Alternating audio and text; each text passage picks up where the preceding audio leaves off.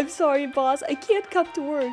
Neil the seal is blocking my driveway. This seal is such a menace that he routinely gets the cops called on him. Wait, I've heard of this. Neil the Seal, yes, Neil the Seal! Oh my gosh, I've seen videos about him. 600 kilo, an icon, absolute unit of a southern menace, elephant seal from my home state of Tasmania in the land down under, who is known for, above all else, being an absolute fucking menace to polite society. But despite his crimes, we all still truly love him. Oh my god, watering him, that's so cute. Crimes. Well, see, he seems to just fucking hate traffic cones and road safety in general. Valid. He's regularly been caught trespassing, and then once he has been caught trespassing, belligerently screaming at locals because they won't give him his fucking fish, and has been known to just block roads by plopping his fat ass down directly in the middle of them. This boy is terrorizing a village. That is amazing. I love him. However, hands down, the funniest shit he has ever done was just straight stopping this random lady from going to work. I shit you not. This motherfucker crawled out of the ocean, up the beach, crossed the road, absolutely fucking bodied this woman's poor letterbox, and then proceeded to plant himself directly in front of her fucking car. Imagine you have to call your boss. You're like, I'm sorry, boss. I can't come to work. Neil the seal is blocking my driveway. She was then unable to go to work because this half-ton beefcake was camping her driveway for so damn long. Local news had time to drive out to her house and cover the fucking story. Bruh.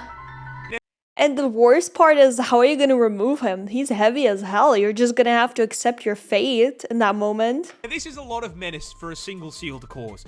But the funniest part of this is, old mate isn't even fully grown. He's like 5 years old. What? If you think he can fuck things up now, wait until he's nearly 2 solid-ass tons of blubber. He's gonna get bigger. Oh, it's so Jover for the residents of that town. It's so Jover. And takes issue with the wall of your house.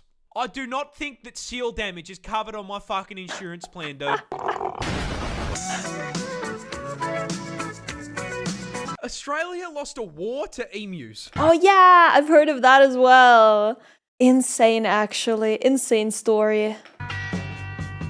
But how? How the f*** did we lose an armed conflict with flightless birds? Well, it all started in 1932 when farmers in Western Australia wanted to grow wheat. There was just one major problem. That's emu territory. And emus really like wheat. And coming in at 6 foot tall and 40 kilos in weight. Are they menacing? They don't seem too menacing. They just seem annoying. But it might be that they can actually fight back.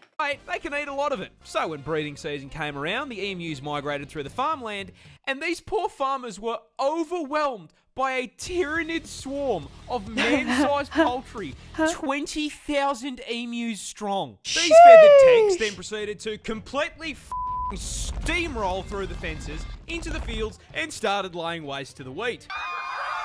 The farmers attempted to fight back the initial wave with rifle fire, but their efforts were, putting it lightly, completely useless. This ginormous L made the farmers pretty bloody angry, so they gathered together and went to the government to ask for help. So if I recall correctly, what happened is that actually the government tried to help them with like helicopters, I think, but then they still did not have enough bullets, and so they just lost the war against the emus because they just didn't have enough ammo left. Sir, 20,000 emus have hit the wheat fields.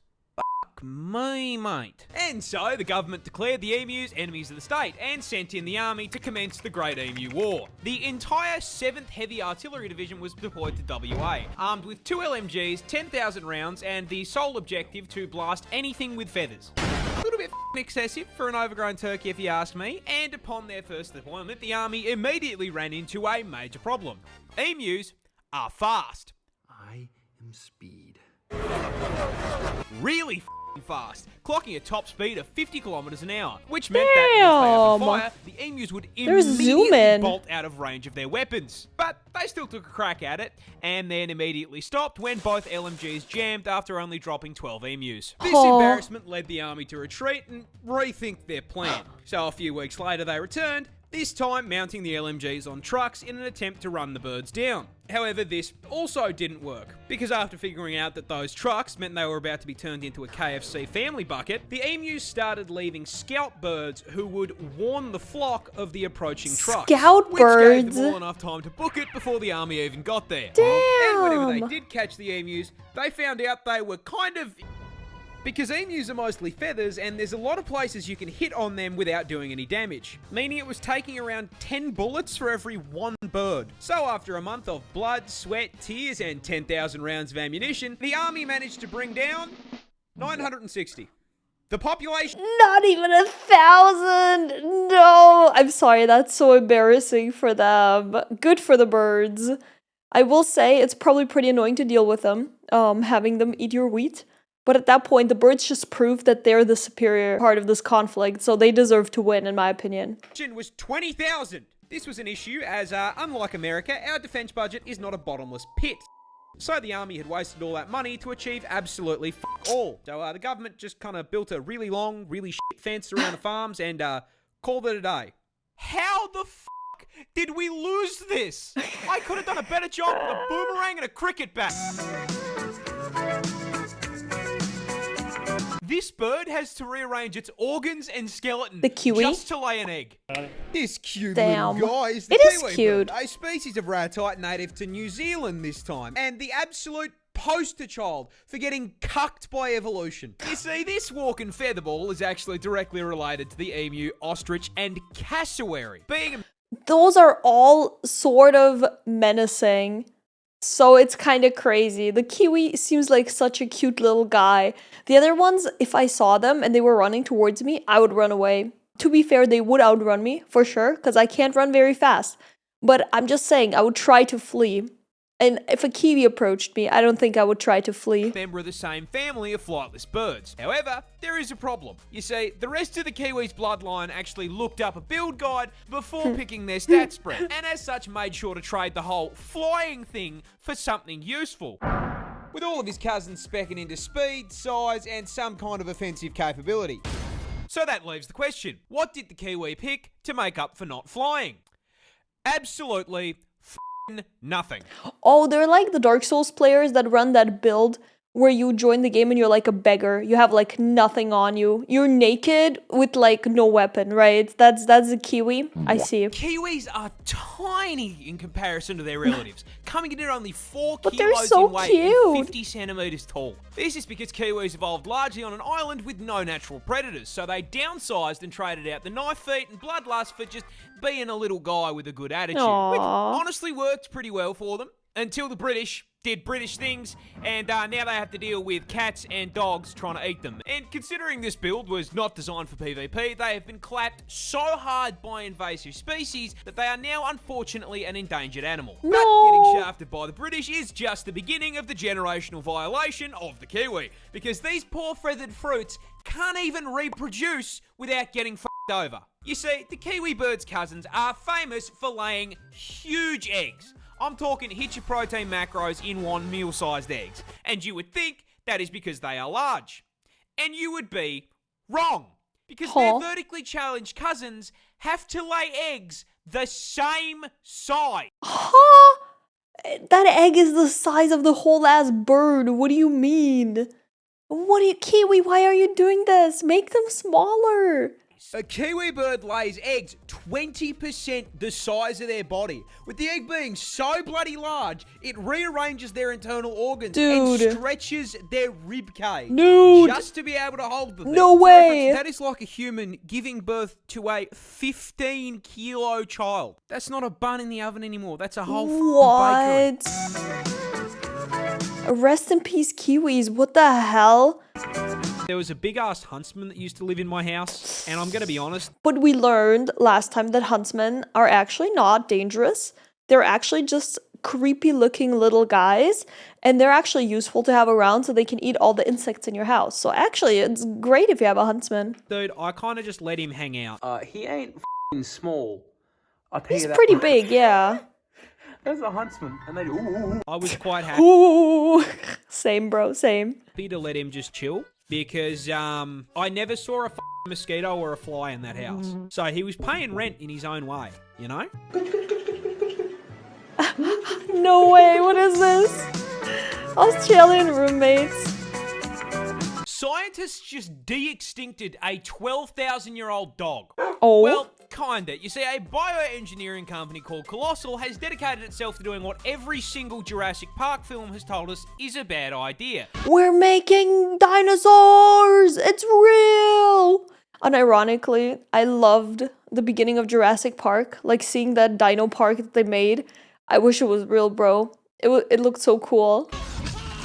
Bringing back extinct Not that species. part. And recently, they made a breakthrough. They have managed to bring back the 12,000-year-old direwolf. You know those big-ass puppies from Game of Thrones that the Starks had? He's just a Yeah, those were actually puppy. a real-ass animal, alive during the late Ice Age. And the best way I can describe them to you is basically a wolf on steroids. These things were bigger, faster, and stronger, estimated to have the highest bite force out of any canine. And in a move that I'm sure has no implications, they have managed to bring these bad boys back to life. Oh, it's so These two cute! little guys- Oh my god! But like, genuinely, how bad can they be? They're still just wolves, right? Bit stronger and bigger wolves. I feel like that's not too bad. Are now 6 months old and have been living on a private plot of land with 24/7 veterinary care. However, they've only just been shown off to the public, with the company going so far as to get a photo op with George R.R. Martin holding one of these adorable little killing machines, showing that That is so random. Isn't that guy still behind on finishing his goddamn books? And he's out here taking photos with with wolves that have been brought back from extinction? Lock him in that writing room. What are you doing? man will literally interact with an extinct species before he finishes that last book. Right? There is, however, one small problem.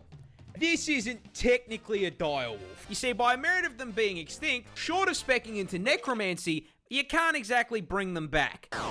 Which is where this guy comes in. You see, the grey wolf shares 99.5% of its genetic code with the direwolf. So, using CRISPR gene editing, they basically toss the grey wolf back into the spore creator, then using the code found in direwolf fossils as a build guide, juiced the out of it, boosting the size slider and putting some extra points into strength, as well as adjusting its head shape and teeth. All in all, they made a total of 20 edits to 14 genes, producing the closest thing we can get to a direwolf short of time travel. Which is cool as I give it 5 years before a man-made horror beyond comprehension breaks out of that lab and we are all playing Resident Evil. For reals. Leon! This bear was actually a soldier. What? No way! The economy's so bad, they're starting to utilize bears in the workforce. Well, I'm guessing this is the army, so not exactly, but damn. We just want to be free and poop in the woods. But how? You see, it was 1942, and the 22nd Polish Artillery Company were passing through the mountains of Iran, on their way to the front lines to fight the Nazis. While passing through a town on their way, they were stopped by a young Iranian shepherd, looking to trade with them for rations and a Swiss Army knife. When the Poles asked what he had to offer in return, A bear. the young shepherd produced a burlap sack containing an orphaned Syrian brown bear cub. Oh my you see, God. This bear's mother was shot by hunters, which is how he ended up in a low-tech Pokeball being offered as a trade deal. The Polish looked at the bear and, clearly seeing the potential for insane dad lore, said, "Damn good deal." And in the most worthwhile trade deal in history, parted ways with their supplies in exchange for a f***ing Pokemon. Well, to be fair, if I was in their situation, I think I would have also picked the goddamn bear. And I'm not just saying that because I'm a bear. Also, by the way, for anyone who's been asking what kind of bear I am, guys, I don't know. It changes every week. I think we came to the conclusion that I must be a sun bear because they look really freaky and they have long tongues, which I also sometimes have. Adopting him into their ranks and naming him Voytech. And the Voytech. 22nd immediately set about raising this little man as a proper bear and soldier. Maggots! As a baby, they would feed him condensed milk out of an empty vodka bottle, as well as feeding him on the Vodka? cartoon bear diet That's so funny. consisting of fruit, honey, and marmalade. They also Hello? put the Bro lived his best life. I love that they gave him a vodka bottle. Like, it doesn't matter what's inside. Bro was drinking out of a vodka bottle. And he got the yummy diet. As his caretaker, who wasted no time in showing Voytech how to fit in with the rest of the army, teaching Yogi's little cousin to wave, salute, and even march. While not undergoing rigorous military training, Voytech would hang out with the soldiers. He drank coffee with them in the morning, trained with them in the day, and when they all got shit-faced in the evening, he would wrestle with them. Aww. Do you know how much a brown bear has to love you to wrestle you? On top of double rations, they would also feed Voytech treats in the form of beer and cigarettes. They let the bear...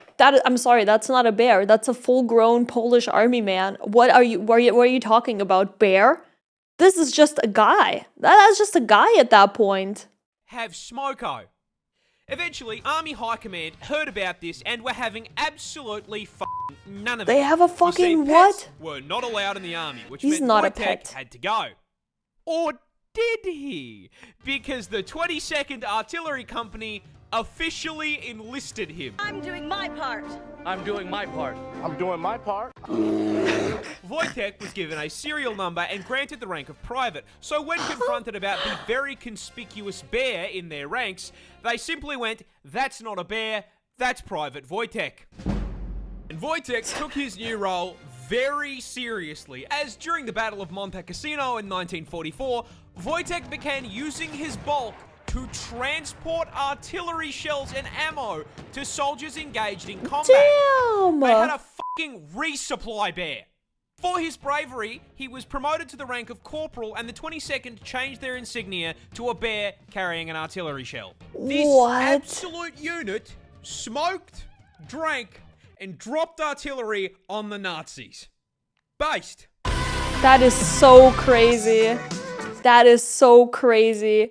I love that. This bear, for real, has so much aura. Hi guys. If you're enjoying this video, don't forget to like and subscribe. Thank you.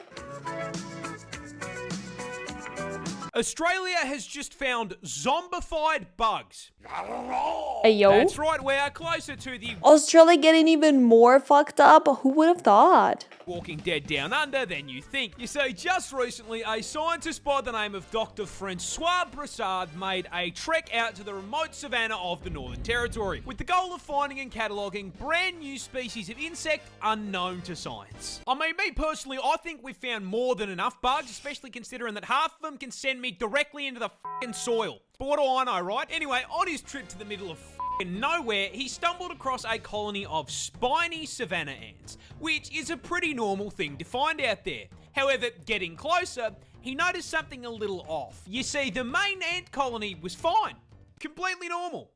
However, the several disfigured and deformed ant corpses clamped onto shoots my of grass goodness. surrounding the colony like a Bug's Life version of Vlad the Inhaler. Yeah, those were significantly less normal. Broussard, mildly unsettled by the ant gore on his timeline, took samples for inspection and upon getting a closer look, realised something both really cool and really spooky. The ants had been overtaken by fungus. Oh, is it the same one? I think I've heard of a similar fungus. Is it the one from The Last of Us?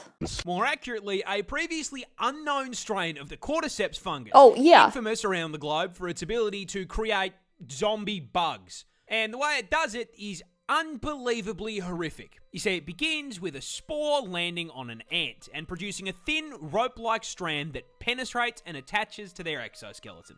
At which point, the ant gets a little timer on his hotbar, counting down to a family reunion with his ancestors. Once inside, the fungus begins to take control of the ant's body and brain function, completely changing their behavior, replacing their colony-focused mindset with one single goal: climb. Its fungus-riddled mind drags its rapidly deteriorating body to the closest high point, which is usually a plant. with its final act being to clamp its mandibles onto the stem in a death grip, finally succumbing to the infection and being completely consumed, its corpse blossoming into a fully grown cordyceps fungus I hate and that. raining down spores onto the rest of the colony to continue the cycle of infection. The walking Now, look, ants. I know this fungus is found elsewhere in the world, but it's a new strain and it was found in Australia. With my luck, I'm going to be playing The Last of Us against couch-sized spiders within the fucking week. Yeah, that sounds about right. I feel like if anywhere there was like a weird zombie outbreak with monstrous spiders and other animals, it would definitely have to be Australia. I feel like that's just the luck of Australia. That's just what you get if you're Australian. I'm sorry. Who wins? 100 men or one gorilla? Well, to get your answer, we're going to have to look at our fighters for the most anticipated. I think, I feel like this question has been asked so many times and I still can't answer it. What kind of men? Are they trained or are they just average men picked from the street? If it's just an average guy from the street, maybe the gorilla would win.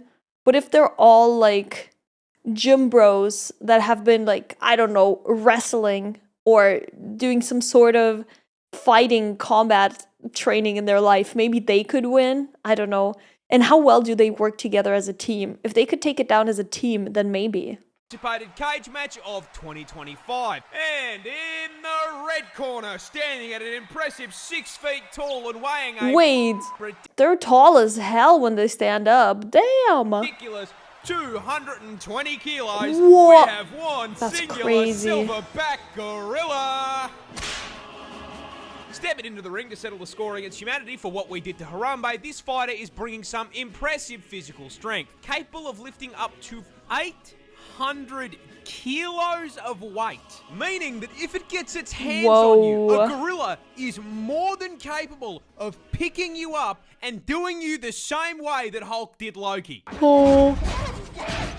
Oh. Now, on top of being stronger than Damn. Eddie Hall, they also have an unreal reach advantage with a 2.6 meter wingspan. Which is a fairly Damn. major problem because a right hook from a gorilla produces 2,700 pounds of force. To put that into perspective, the human skull shatters at 1,400. So if Winston I knew that they're strong, but I never knew how strong they were. hits you with a haymaker, your head is going to pop like a watermelon. And with the cage fight following the Mortal Kombat rule set, we can also factor in the gorilla's bite. Because despite being a pretty gentle herbivore in the wild, they have one of the highest bite forces on the planet at 1,300 PSI. That is 100 PSI more than a polar bear. And now, with our fighter statistics out of the way, let's get down to business. Can our gorilla win a fight against the 100 average men in the blue corner? Yeah, I think it Place can. your bets. Let's see who comes out on top. Yeah, look, I'm going to keep it real with you. Even with those stats, Winston here is getting bodied. I'm sorry. Really? He's going back to the spawn room. Do not pass go. Do not collect $200. Directly to hanging out with Harambe in heaven. 100 people. It's just too fucking many. He's getting jumped. However, not to say he's not going to take a few with him. My guess is one guy runs up and gets swatted across the cage like a toddler, shatters his ribs against the bars. Second guy gets grabbed by the leg and given the Hulk treatment. About 6 other guys pop swings to the head and die instantly from broken necks. One dumbass is probably going to try to hit him off the top rope and get done the same way that Omni-Man did Nightwing. But at that point, the crowd probably jumps in and realizes that there are still about 90 of them and it's over. Okay, what do you guys think? Do you guys think 100 men would win or the gorilla? Not that the fight even needs to happen, but it wouldn't be the first time we lost a gorilla to human stupidity. Regret. Dolphins get drunk. I know they're assholes. I did not know they were also alcoholic assholes. Damn. But why? Well, you see, the dolphin is by far and away the smartest animal in the ocean. In fact, they're actually the second smartest thing on the planet, just behind you and me. This means they are smart enough to understand that the ideal way to spend your night is more plastered than Chad and Max on your average Cold Ones episode. I mean, valid. I feel like if you have enough intelligence as an animal, as a creature, you're just gonna want to drink to forget, right? Existence is painful, brother. There is just one problem. Last I checked, there's no bottle in Bikini Bottom. So how does a dolphin get fired for all? Simple. They abuse pufferfish. You see, due to the lack They get high on pufferfish? No way, right? of underwater alcohol, dolphins need to find other ways to get their fix, which is where SpongeBob's driving instructor comes in. You see, pufferfish contain this really cool and totally not dangerous substance called tetrodotoxin. Oh, What no. is tetrodotoxin? You know, it's only one of the most potent natural neurotoxins on the fucking planet. This shit will freeze your heart and lungs in under an hour with a tiny dose. And it's the reason why cooking a pufferfish requires a dexterity check so you don't, hit the poison gland and get yourself deleted. I just don't get why people would go out of their way to eat pufferfish. I could just, go my whole life without trying it. And I'll be happy because I'm still alive, I just don't get it. You're just asking at that point to get into a dangerous situation. Although I am curious, if you've ever tried pufferfish venom, not venom actually, don't try that. If you've ever tried pufferfish without the venom, please write it in the comments. Now, puffers carry this as a defense mechanism as poison accumulates in their organs and skin. Why is that important? Well, you see, I kind of lied. Dolphins don't get drunk. They get high on neurotoxin. ¿Quieres? Pods of dolphins will ¿Quieres? bully pufferfish until they inflate, then partake in a literal puff-puff pass. By lightly squeezing the puffer in their mouth, they receive a small dose of neurotoxin, which has a narcotic effect, allowing Flipper here to trip balls before passing the unhappy basketball onto the next submarine stoner. Flipper and friends saw the deadliest neurotoxin on the planet and said, "Fuck it, let me try some of that." I mean, to be completely fair to the dolphins here, humans do a lot of substances that can kill you extremely easily, and humans just use them as well because they're very addictive. So can't even blame the dolphins. This isn't a spider. It's a snake. Introducing the Iranian spider-tailed horned viper. As the name suggests, native to Iran. It is a snake. You are all probably wondering why the f*** this snake has decided to attach a cosplay of the average Australian resident to his tail. Oh, that's the answer tail. is food. You see, every known snake species is a predator. Some eat Bambi, others eat Remy, and the spider tail, not unlike myself, absolutely fucking loves KFC. Hell Birds yeah. famously tend to fly, and last I checked, note ropes don't have wings. So, how does this viper get his zinger box? The answer is again, food. You see, birds eat insects, and the spider tail knows this. So, rather than trying to chase his prey down, Oh, it looks like an this lazy insect. fucker has evolved the evolutionary equivalent of DoorDash. You see, when No a viper way. feels like a meal, it'll start the hunt by finding a nice rocky outcrop to curl up on like a couch. And due to the camouflage on his scales, this snake becomes practically invisible. Once he's nice and cozy, he begins to slowly wiggle his tail back and forth in front of his face, perfectly mimicking the motion of an insect. Think of That looks so much like an insect. Holy. this as him placing his Uber Eats order. Meanwhile, up in the air, our undercooked chicken tender is flying around when, holy shit, a free meal. What a delectable bug, just Oh, no. sitting there on that rock. And so, Tweety Birdie swoops down to grab himself an insect Happy Meal. And just as he's about to reach his meal, Oh no. That was pretty cool though, I will say. It did look surprisingly a lot like an insect. More than I would have expected, honestly, from a snake. this spider can remove your limbs. Oh.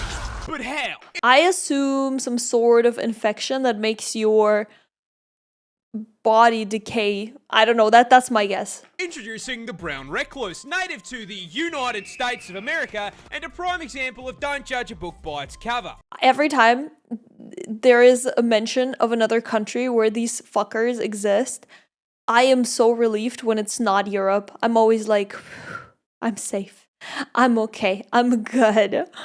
Because despite only coming in at a huge 2 centimeters in Shoo! length and rocking Tiny. the spider equivalent of default character customization, this little True. is a level 500 rot build that gives Melania a run for her money. You see, a bite from a recluse starts in the most American way possible, with you accidentally stepping foot onto his private property, causing him to exercise his Second Amendment rights. But considering a spider can't really hold a gun, he's gonna settle on biting your ass. Now, And when it bites you, it's venomous, not poisonous. Ah, did I learn it right, guys? Did I learn it right? initial bite's pretty painless. You smack him away, all's well. There is just one small problem. Congratulations, you are now the proud owner of necrotic venom. That's what I coursing thought. through your veins, which at first does nothing. You walk back to your house, the bite starts to sting a little more. You feel sick. The wound swells, and the blood vessels around the bite burst, turning it a deep red.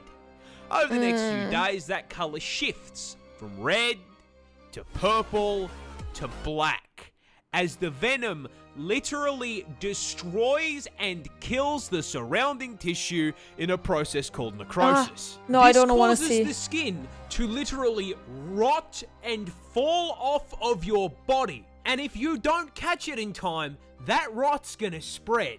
If you're lucky, it'll only make you violently ill and leave permanent scarring. If you're unlucky, it just keeps spreading and the venom starts to destroy your blood cells and shut your organs down. Now, there's kind of only one solution to that, but you weren't using that arm anyway, right? Better than losing your life, I guess. Jeez, go to a doctor if that happens to you. Pro tip.